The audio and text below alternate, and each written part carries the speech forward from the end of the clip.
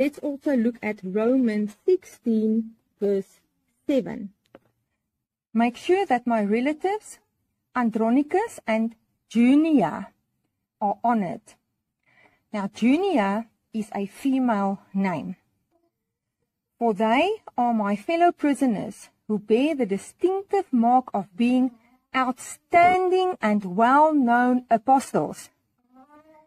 The King James Version says, who are of note among the apostles.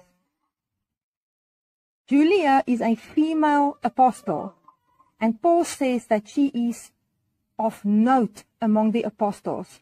She bears the distinctive mark of being outstanding and well-known amongst the apostles, and who were joined into the anointed one, Jesus, before me. The King James Version here says, who also were in Christ before me. So Junia was a woman. She was a female apostle. How do we know this?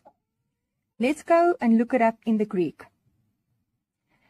In the Greek, it says Junia means youthful, and it says that in Romans 16 verse 7, that is the verse that we've just read, Junia is a woman's name, a Christian woman at Rome mentioned by Paul as one of his kinsfolk and fellow prisoners.